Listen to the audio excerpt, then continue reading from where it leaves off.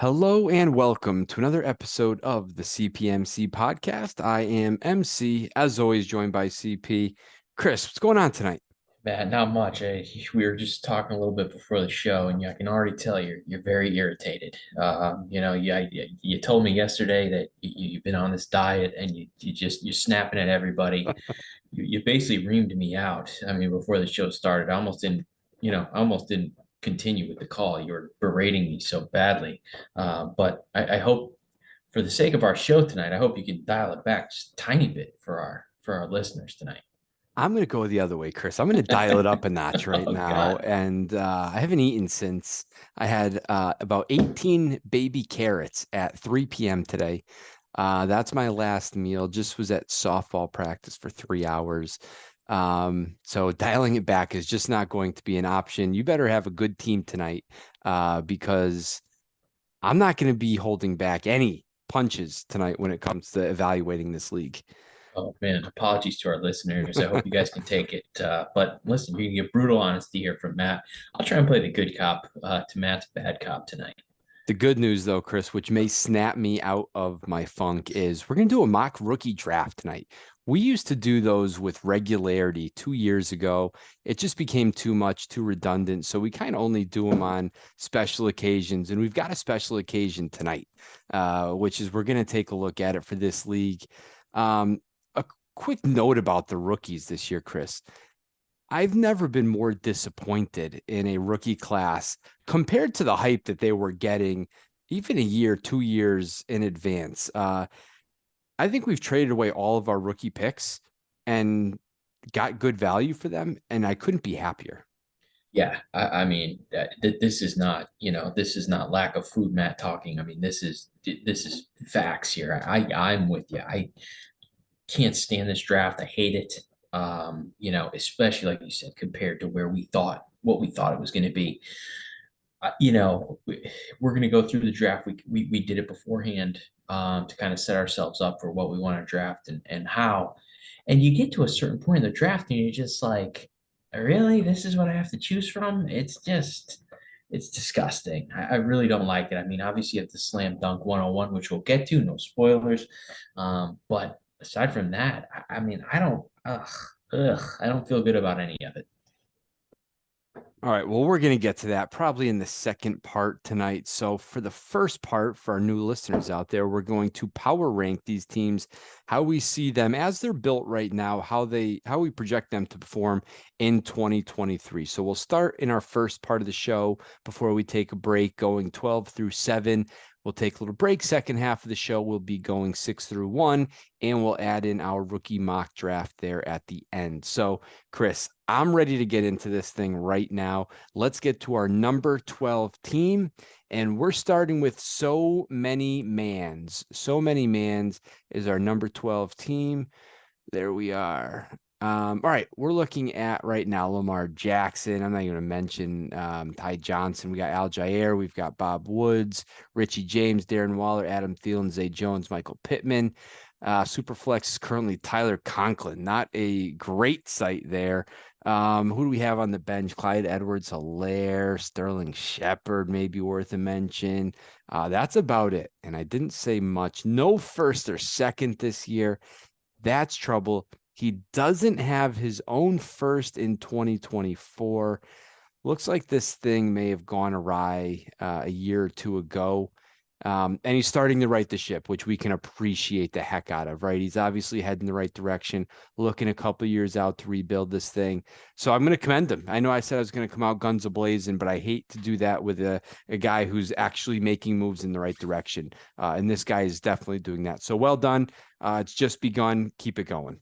Yeah, and I think, for me, and I think you'll agree here, is the obvious move here is, first and foremost, let's see if we can ship off these veterans here, Adam Thielen, Darren Waller. Let's get what we can get. I think you can. I don't think you can get a second for Thielen, but maybe you can get two-thirds. I mean, I'm fine with something like that. Darren Waller, though, I think you could probably get a second for a late second. I think he's going to be productive. You may not want to do it now. You may want to wait until September, October to ship those guys off, but I think you can get some pieces for them. Michael Pittman, I kind of capitalize on Michael Pittman right now because I think you can get a late first for him. And I'd sell him off too for a late first, but the big prize on this team here is Lamar Jackson. You've got to get back 3, 4 pieces for Lamar Jackson, tear this thing completely down, aim for those 24, 25 picks, and just amass as many of them as you can, take as many shots as you can, because you don't have the pieces right now to do much of anything. But like you said, I mean, he's starting to amass picks in 2024. He's got the 2 firsts, he's got 2 seconds, and he's got extra thirds and fourths. So, he's starting to do the right things. We've just got to follow through. We got to keep going, capitalize on any value you can on this roster, turn it into draft capital, call it a day, and just kind of slowly build this thing up. That's really your only choice with this team. Yeah, I mean, there's no really other way to put this thing. There's not a whole lot of assets that you can sell. So whatever you do have, you got to get off of. And I don't even know if I want to move Pittman for just one piece. I wonder if it's like 3 seconds or something like that. I don't know. It may take a few more shots out of here, a few more lotto tickets to maybe expedite this thing, or you just kind of take your time, realize it's going to be a 2, 3 year project, and do it that way. But man, it's tough, and hopefully he took home the trophy a year or two ago when he was going all in, selling these future picks the way he clearly has. Um, but yeah, I think we're a couple years away, Chris, from this thing being any type of relevant.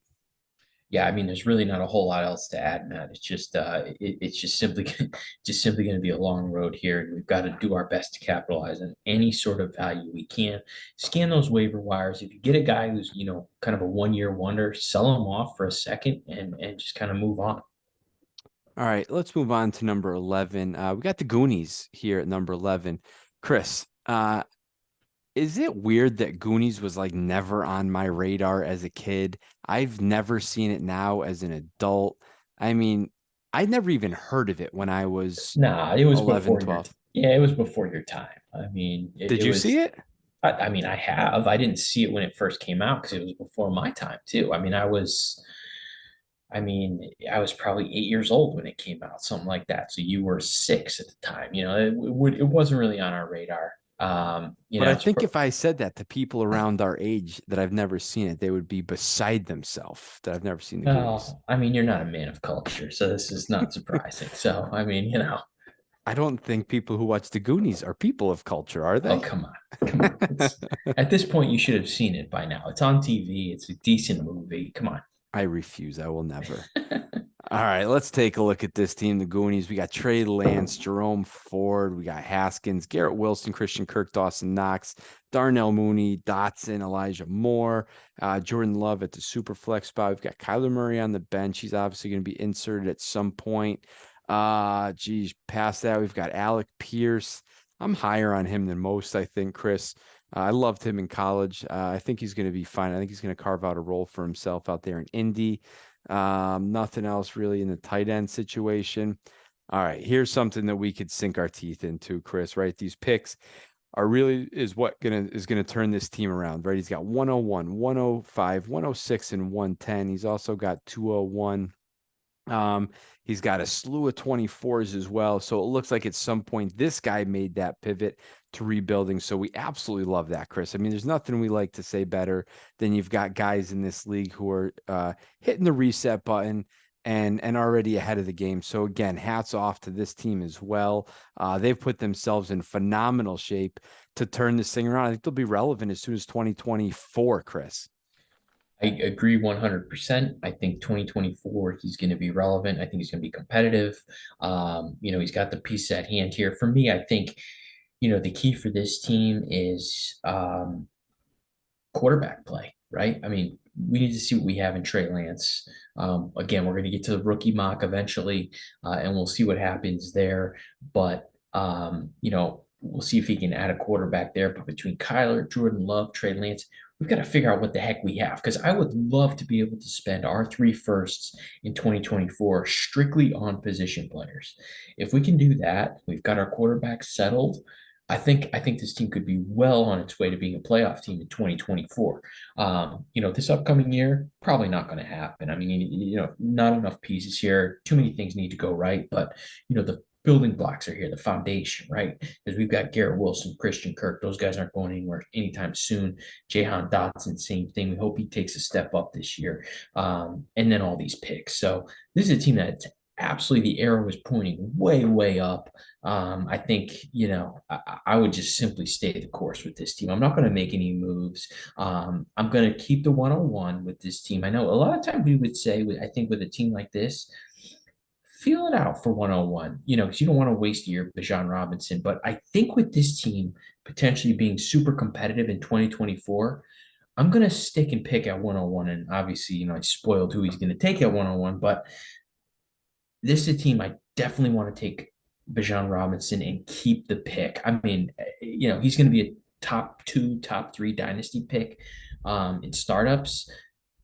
Let's just make the pick because I think we're going to be ready to compete next year. So if that's the case, I'm going to hold on to that pick, make the other picks as I need to, and just kind of keep building this thing. You're doing everything right as far as I'm concerned. Yeah, Chris, we like to go into the rookie mock blind, right? So it's authentic. So we see what the team needs are. So we obviously haven't done that yet. So I'm wondering, and I don't know who has picks 2 or 3 or 4, but I think if it goes the chalk that we normally see, where it goes running back, 3 quarterbacks, and then Gibbs, I think this guy's going to be wheels up even quicker. If Gibbs falls to him at 5, like we always see, man, seeing him walk out of here with Robinson, Gibbs, and then whoever you like best at your wide receiver 1 spot at 106, I think immediately turns this team. Again, I don't know if they've got the juice for this year, but man, we would look at this team next year as being a top 3 team. I've got to believe, and I haven't seen what the top 3 teams hold, but man, I think if you come out of this draft with those 3 guys, you're looking at a competitor. But that being said, if a quarterback happens to fall to him at 5, I wouldn't mind throwing a quarterback into this mix either, and bumping Jordan Love out of here or bumping a Trey Lance out of here if that's possible. So maybe it's win-win for him, but boy, I'd love to see it with both running backs. Yeah, I don't think it can go wrong for him, to be quite honest with you. If it was somebody a little, if the quarterbacks were somebody a little more stable than Love and Lance, I'd feel a whole lot better about not taking a quarterback. But, those guys to me, I think are, super fringe. Like, I don't know, we're not sure what we're going to get. We're not even sure Trey Lance is going to start. So, I think it's win-win for him. All right, Chris, let's get to number 10. We've got the Purple Menace. Purple Menace sitting here at number 10. We've got Jared Goff, Josh Jacobs, J.K. Dobbins, Peoples Jones, Devontae Smith, Mark Andrews, Tyler Boyd, Cortland Sutton, James Cook, and Desmond Ritter. We've got Jimmy G on the bench. Tua obviously going to enter at some point. Kenny Gainwell, Khalil Herbert, Damian Pierce going to be in the starting lineup. Hunter Renfro, Kadarius Toney. We've got Jameson Williams. Pat Fryermuth could end up in there at some point as well. He's got pick 9, pick 11, couple 3 picks in the second round as well. This team's got a nice little build going as well, Chris. And I think we've taken a pretty big step forward. There's some holes here, no doubt in this starting lineup that I don't think can be completely filled, but there's a decent amount of depth here. I think this is a pretty impressive number 10 team here, Chris. Yeah, I think we've jumped up a tier. I think it's a team that can compete for a playoff spot. I do. But like you said, I think there's a few holes here that worry me. DPJ, we're gonna plug in maybe Damian Pierce, maybe Kadarius Toney or Hunter Renfrow. I think we've just got a few holes in this lineup because we're gonna be relying on any of those guys I just mentioned, plus like Tyler Boyd, our QBs look okay here with Goff and Tua. That's solid. Jimmy G and Desmond Ritter give you some depth. I think this is not a bad team at all. Plus, you've got these 2 picks that I think can help them. Good team. I think it's just sort of lacking elite players. Overall quality, I think he could very well make the playoffs. You see his draft position is number 6, so he just missed the playoffs last year. And I've got him in that range again, honestly. I think he can compete for a playoff spot, but I think he's just sort of missing that really high-end talent to kind of take him into the next level. And with those couple holes that he does have in his starting lineup, or how he's going to have to mix and match on the back end. It put him down here at 10 for me. But again, I think we've taken a step up. We've got a team that could make the playoffs, and that's nothing to be ashamed about. I just think, right now, I think I've got to continue with this build. We're a very young team, right? I think maybe if you're looking to sell off a guy and gain back some years, maybe that guy is Josh Jacobs. He's old in terms of running back years. I think you've got a couple years left with him at elite production, and maybe he's better off suited on a top tier contender, and maybe you can get back some picks or a wide receiver for him. And I think that'd be kind of my only move here is I'd look to kind of strengthen my wide receiver core a little bit with a little more upper echelon talent to complement Devontae Smith that I do have. So it's really kind of the only move I was thinking about with this team. But again, not a bad team. I think he's going to be in the mix for a playoff spot. Yeah, all fair. Definitely all fair comments here. There's just holes. I think getting off of Josh Jacobs isn't a bad idea. That being said, I wonder if there's enough here to really be frisky. I think you said it perfectly where we're just missing that real top tier talent. But man, I just love the depth pieces here and kind of the young ones too, right? With Jamison Williams, Kadarius Toney, Damian Pierce. I kind of like that. Fryermuth, I guess, deserves to be mentioned in that breath. He's going to be adding two guys in this draft, I assume, at 9 and 11 with guys that are similar, just kind of talented. So, I'm kind of torn, Chris. Usually when we see teams like this, we say, hey, why not consolidate a little bit? But I don't know. Is it like a crazy strategy here to maybe liquidate a little bit here, liquidate Jacobs, liquidate J.K. Dobbins, maybe, and just see if we can get more pieces and aim for like 2024, 25 of being really good. And just seeing maybe, hey, we get a guy that sticks, maybe it's trading Josh Jacobs for, I don't know, like a Cam Akers plus a piece or something like that. Probably Cam Akers plus like a first is probably fair. Just give us two shots at getting the next Josh Jacobs. I don't know. Maybe I'm just spitballing here, but I feel like we've got to do something with this team. We can't really stay, but it's never going to be good enough, I don't think, to really get there. This is a tough eval for me, Chris. I agree, and that's why I've got him down here at 10. I honestly just kind of couldn't figure out what the heck to do with this team because there are good pieces on this team, but there's not enough of them. And then you have sort of this weird depth situation, where he's got guys like Damian Pierce here at the back end, Jamison Williams, like it's a weird team. It's very difficult to evaluate what to do. I think, I'm going to wait a month with this team. I'm going to wait till week 4, week 5, and I'm gonna sort of start feeling around of what I need to do. If things are going well, I'm probably not going to be able to buy like an elite talent to get me there, but maybe I start poking around for some veterans. If my 109 and 111 picks are not sort of playing well, you don't believe in them, maybe you could sell those guys for like Keenan Allen and Mike Evans types. Fill out the back end of your roster with some veterans and maybe make a run at it, believe it or not. Like I don't think it's that far off. It's a weird team that could really go either way. Definitely. So maybe it is just kind of wait it out, see what you're getting from those rooks, and then adjust mid to late October, something like that, depending on how you feel like the team can go. So not bad advice there, Chris. Let's get to number 9. At number 9, we've got Diamond Dogs. Diamond Dogs at number 9. We got Joe Burrow, Najee Harris, Isaiah Pacheco, Hollywood Brown, Brandon Ayuk, Taysom Hill at tight end. We got Zeke Elliott, Brian Robinson, Cam Akers, and Brock Purdy. We've got Stafford sitting on the bench. He's going to be in this starting lineup at some point. You got to assume Valdez Scantling, Debo is going to be in this lineup. Christian Watson as well. Mike Gesicki, Logan Thomas, Chigakonkwo. Picks.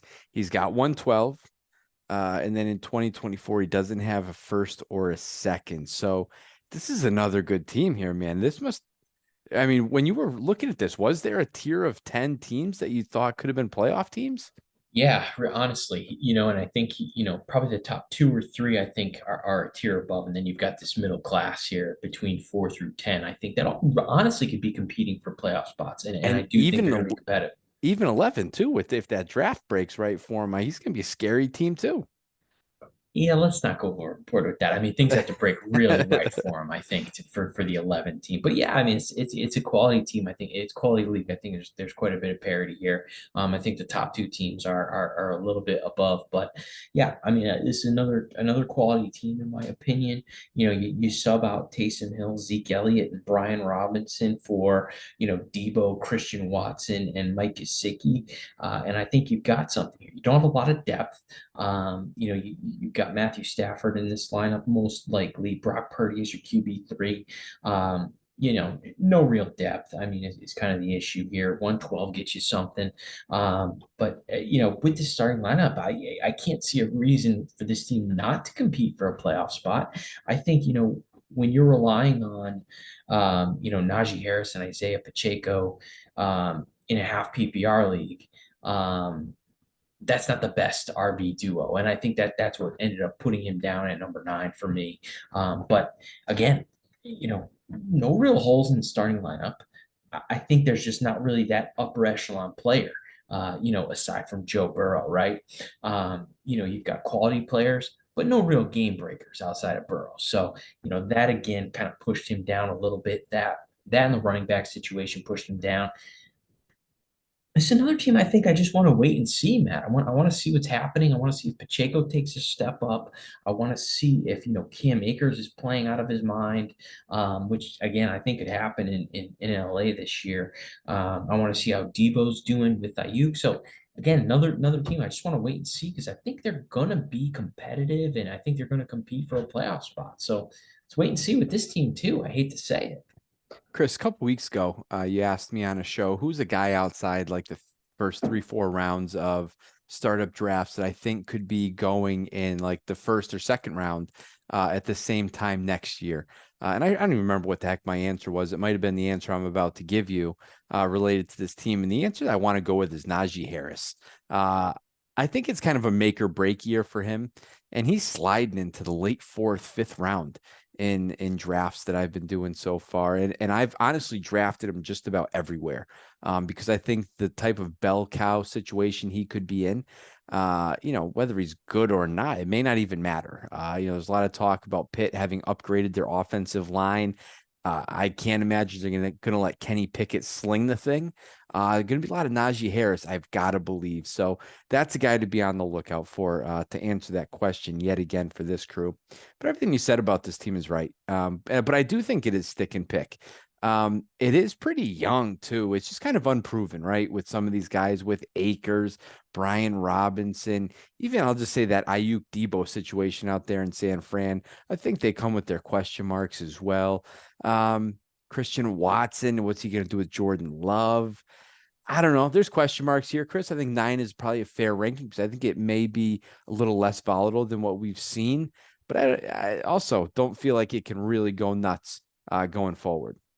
Yeah, I mean, it's weird with this team. I think I think I'm going to actually give up my pick, my 112, and I give up my entire draft if I could get a guy like Keenan Allen or Amari Cooper or Calvin Ridley. I mean, any of those guys, Terry McLaurin, I'd give up my entire draft. I think and just add them on this roster. Just take a shot this year, see what happens. I'm not doing anything with these picks. You know what do I care? I would just do that and add them and you go forward with this roster for the next year. All right, Chris, let's move on to our number 8 team. Number 8, we've got Old Swill. Old Swill at number 8. Where are you, Old Swill? Let's do it. We got Patrick Mahomes, Mostert, Brees Hall, Juju, Justin Jefferson, Dalton Schultz, Chase Claypool, Traylon Burks, DJ Chark. We've got Kenny Pickett at our super flex spot. Guys on the bench, we got Kyle Trask. He's competing for a spot. Samaje Perine. Gus Edwards, is he getting any type of mention these days in Baltimore? He always seems to be hanging around. What else do we have? McCole Hardman, Wandale Robinson. He's got pick 108. Picks are intact next year as well. Oh man, we're starting to see a little bit of a bump here, Chris, in the top end talent. There may be a hole or two more and a little less depth than what we've seen here, but man, any team with Mahomes and Justin Jefferson on it, I can't really count them out because that could be a 60 burger any week from the two of them combined. So, good team here. I like this team as well. Yeah, and I'm gonna throw Brees Hall into that mix as sort of a game breaking talent, and that was really kind of what pushed them above the two teams below him. Um, that's what pushed him up a little bit. It's just the top end talent. I think, the surrounding talent around Mahomes, Hall, and Justin Jefferson was enough for me to kind of bump him up a little bit. You've got Samaje Perine for a little bit of depth. You've got McCole Hardman as well, Wan'Dale Robinson. I think those guys can help out on bye weeks 108 too. I think, you know, Raheem Mostert, you don't love him, but if he's the 1A, 1B in Miami, I mean, why not? Treylon Burks, you hope he takes a step up. I think that's kind of the key for this team to making the playoffs is if Treylon Burks can take that step up. He's going to need to find another producer on this team. I think he's going to find it in Burks or the 108 pick that he has. And I think it's going to help him out quite a bit. I think if that happens, I think this team could make the playoffs on the backs of his elite players. But this is also a team too that I would not be afraid to sell off those elite players if things are not going right. So yet another team here. We're just going to kind of wait and see that this middle tier. We're going to say that a lot, and this team is no exception here. We want to wait and see what happens because if things are going well, I think you can make the playoffs. If not, we've got to be ready to sell off some of these stars and get, 3, 4 pieces back for them, hit the reset button a little bit. Yeah, you know who's kind of a forgotten man, Chris, is Wan'Dale Robinson. I think I've said this on a show before, but I mean, he had a really nice little stretch there before he got hurt last year. It's not as if the Giants brought in a ton of pass catchers. I mean, did they add anybody besides Darren Waller? They drafted Jalen Hyatt. That's basically it. Okay, so no one that I'm totally afraid of, right? I mean, wasn't Right. one of these high end receivers. So I think Wan'Dale Robinson's going to be in for some more targets this year, and I think he's going to be fine. I think we're going to see an improvement from the Giants. I think they're going to take a step forward. As a Cowboys fan, I don't really like saying that, but I think that's what we're going to see. Ultimately, Chris, it's going to be the holes that do this team in, I think. And I think there are just a few too many to really overcome. I mean, what's he going to be doing here at RB2? Is it going to be Samaje Perine all year? I mean, that's just not the bed that I want to get into. I don't think 108 is going to give me a running back worth starting. So I think the holes are what's really going to hold this team back. And I don't even know if I want to get in the business of selling and liquidating guys like Mahomes, guys like Jefferson, but it may end up coming to that sooner rather than later. Yeah, I mean, I wonder if there's some sort of, 1 for 2s that are out there. I wonder if you can, drop down a tier from Mahomes, and get 2 pieces, a running back and a quarterback back. And I wonder if things like that kind of help this team. I could see something like that happening where, you're not completely liquidating them off for picks or things like that. I wonder if, you can, make moves like that to kind of propel this thing forward a little bit. All right, Chris, our final team of part one. Number 7, we've got big potential energy. We've got Trevor Lawrence, AJ Dillon, Rashad White, Jalen Waddle, Deontay Johnson, Gerald Everett, Kenneth Walker, Chris Olave, Jamar Chase, and Mac Jones. Guys on the bench. We've got Damian Harris, Devin Singletary, Dobbs, Khalil Shakir, Kyle Pitt's going to be in this lineup. Trey McBride as well. He has pick 4, which is nice. 203 and 210 as well. Could be pieces that work their way into the lineup. I don't, I like this team, Chris, but boy, this team is just loaded with question marks, huh? Yeah, it is, but I kind of like what he's got going on. I think Rashad White is lined up to be a quality player. I think AJ Dillon is going to get his fair share of touches. You've got Trevor Lawrence. You as your QB1. We'll see what he gets in the draft as well. Kenneth Walker and Olave, Jamar Chase. I'm happy with like pretty much all these guys. I think maybe I've got a little rosier outlook on them than you do. So. I think that's why I've got him up here. You've got Kyle Pitts in this lineup as well. You can put him in a flex spot if you need to. I think it's just a good quality team. It's a young team. I mean, question marks, but I think it's pretty darn good. You got some upper top end talent in Lawrence and Jalen Waddle, Jamar Chase, potentially Olave. Things need to break right for this team to make the playoffs and be any sort of title contender, of course. But I think the upside's there. And, you throw in this 104 as well. And I think we could be doing some things here. You've also got your picks next year to work with if you want to become a buyer. It's a good young team. I think it's just a quality middle of the pack team that, if things break right, could make the playoffs and make a run, has the pieces to buy, and has an early pick this year to add to the squad. So I like it. I mean, I like it all around. Yeah, I do like the build, Chris. I do think that, there's been some bonuses for this team this offseason with Rashad White. They didn't really add anybody of impact for that backfield, but Kenneth Walker on the flip side here did get a little bit of company in his backfield. So I think that probably balances out. But when I'm talking about question marks, I think it's more for this year rather than the long term. Long term, I like this team, Chris. I think it's going to be just fine. I wish it was a little bit deeper, ultimately to really back up those question marks. But geez, I think it's a fine team. I think this is a good build. There's not a whole lot that I would do with this team. No, yeah, I mean, I completely agree.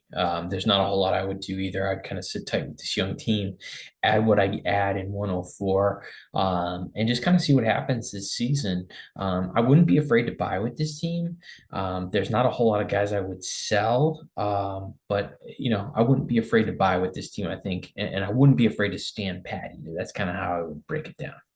Yeah, 104 is I think going to be an interesting play. I can't wait to do that draft next show to see what that looks like. I wish I was getting better news out of Mac Jones to give me a little bit of flexibility at 104 to potentially trade it, but man, sticking and picking may be the thing to go. We'll see later. We will see later, see how the draft breaks for us. So that's going to do it for the first half of this thing. We're going to take a quick break. We're going to catch you on part 2.